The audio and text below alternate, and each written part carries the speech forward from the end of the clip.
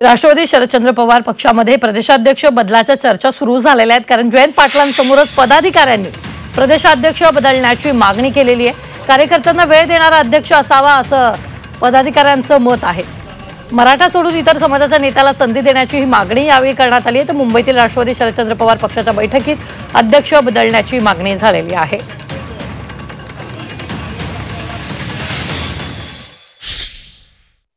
आमच्या पक्षाच्या संघटनेतलं संघटना शास्त्रानुसार संघटनेच्या घटनेनुसार 3 वर्षाचा कालावधी प्रत्येक पदाधिकाऱ्याला आहे।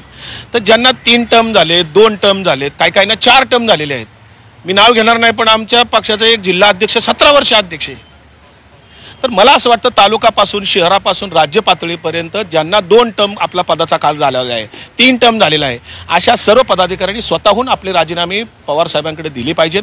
कारण आगामी स्थानिक स्वराज्य संस्थांच्या निवडणुकीच्या पार्श्वभूमीवर आपण नवीन चेहरे पक्षाचे पुढे आणले पाहिजेत। प्रदेश पातळीवर, जिल्हा पातळीवर, विद्यार्थी, तालुका, शहर, सगळ्या फ्रंटल सेलच्या सगळ्या पातळीवर ज्यांनी चांगलं काम केलं त्याला निश्चित पुढची चांगली काहीतरी प्रमोशन देऊन चांगलं काम द्यायला त्यांना संधी दिली पाहिजे।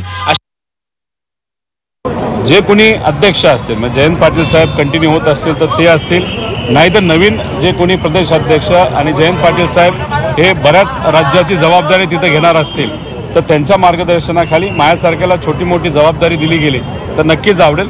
पण प्रदेश अध्यक्ष पद हे जयंत पाटील साहेब आणि ते सर्व ठरवतील की नवीन कोणाला द्यायचं। पण दिलं जात असेल तर सामान्य कुटुंबातून एका व्यक्तीला ते जर दिलं गेलं आणि संघटनामध्ये गेले 10-15 वर्ष ज्यांनी काम केलेलं अशा व्यक्तीला दिलं गेलं तर मला असं वाटतं की सर्व पदाधिकारी राज्यातले त्याला स्वागत करतील।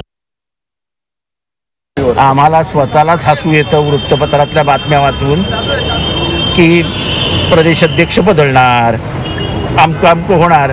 अरे पक्षात आम्ही काम करतोय, आम्हाला जास्त माहिती असेल।